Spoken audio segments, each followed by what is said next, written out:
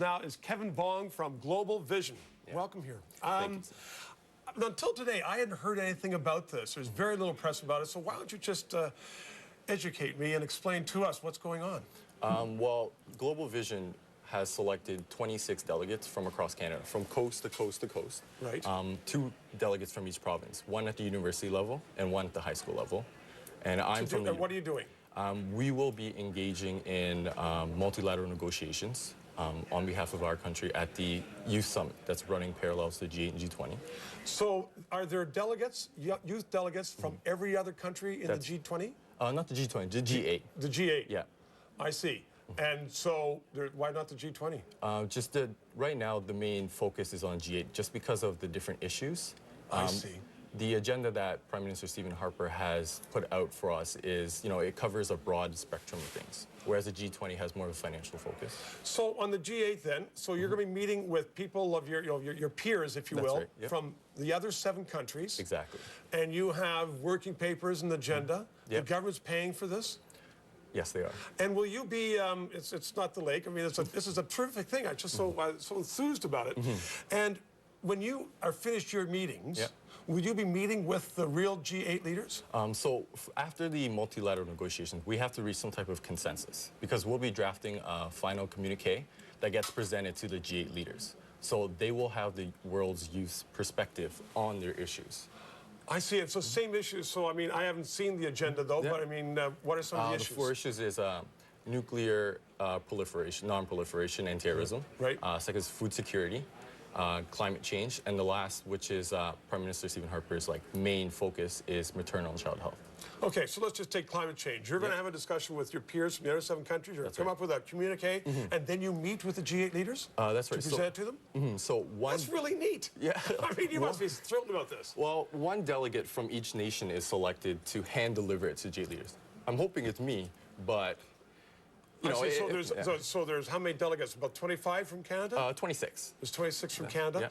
Yeah. And are you from, where are you from? I'm from Ontario, Brampton. And where do you go to school? I go to school at Western. Okay, so you're brought up in Brampton, you go to Western. That's right. And you were chosen to represent Ontario at this, and what's it called, the Youth Summit, Summit? They call them My Summits, and it encompasses the G8 and G20. So are you somewhat nervous about going into this, with all these, the world press on you? Well, right now at the moment, I'm pretty busy. I have work, I also have to engage with research for the G8 and G20 as well. So at the moment, you could say I'm too busy to be nervous. I see. Where are you meeting? Are you meeting in the same buildings as the leaders? Well, we'll be in the general area. The 1 delegate who is selected to hand deliver will be in the same building. But beyond that, we're not told too much at the moment. Oh, really? Yeah. You're not kept in the dark, are you? I think it's more for security reasons, make sure everyone's safe, everything is going well. And so, but you do know, though, that you're traveling to Huntsville. Oh, absolutely. That is just, I mean, it's a fantastic story. And why aren't there more people talking about this? I mean, it's a very exciting initiative that the government took on this. Well, we did our best. One of the challenges that our founder, Terry Clifford, decided to give us was to drum up some media on it. And so at the National Youth Ambassador Caucus, which is a little bit more delegates, there's 125 delegates from across Canada. And when did this meet? Approximately a month ago. Where? In Ottawa. We were actually in Parliament Hill because, they're in recess. So we got the chance to sit in their, the great room, sit down in their great seats, talking to you were in the House of Commons? Yes, we were. Fantastic. It was great. It's a very impressive building, isn't it? Yeah, it's very nice. It's very classy, very beautiful. There's no question about that. Just hang on for a second. We're going to go out to the streets because G. Young Lee is out in the streets getting reaction on some of the things going on at the summit. What are you hearing, G? Well, Stephen, we're just outside St. Andrew's Church here at King and Simcoe, where a town hall meeting wrapped up about half an hour ago. It was hosted by Councillor Adam Vaughan, and there were representatives from police answering as many questions as possible for residents and businesses affected within this security zone around the G20 Summit Metro Convention Center area.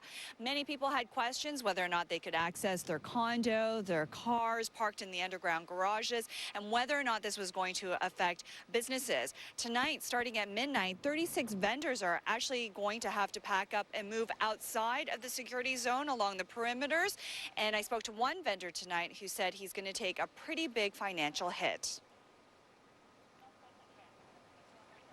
and the vendor was saying that he'd lose about 33% of his income. So clearly a lot of people concerned about the impact of the G20 summit on the businesses within this area.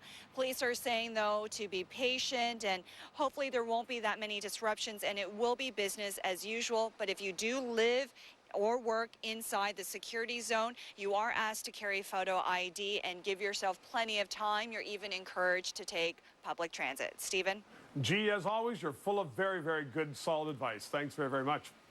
You're welcome. Okay. Now, we just heard G, and there's a lot of concern about the summit and the security and the disruption. Other people, like Marcus G from the Globe and Mail was on the other day live at noon, and he said, you know what, just get used to it and behave normally. Yeah. Do you have a view on that? Well, I think security is really important. This is a historic moment for Canada. For the first time, the G8 and G20 summits will be hosted by one country at the same time, more or less. As well, this is really Canada's year. We hosted the Vancouver Olympics. We just won the most gold medals. Also, we won the hockey game as well. And now, this is G8 and G20 as well, hosted by Canada. This is Canada's year. There's no question about that. So, I mean, it's going to be, and you're right. I mean, we do need the security. We don't want any disasters going on. Exactly. And are you optimistic about your impact, your group's impact upon some of the considerations by the G8 leaders? Absolutely. Like, Prime Minister Stephen Harper has given us a lot of time. Like, when I was in Ottawa, he came down to speak to us. They held a town hall, and we were there. I personally believe that our opinions and what we have to say matter, and that is why Prime Minister Stephen Harper has given us the opportunity to be there at the summit. I think it's a fantastic opportunity. Yeah. So, I mean, congratulations on being chosen for it, and good luck with it. And you're going to have just a whale of a time.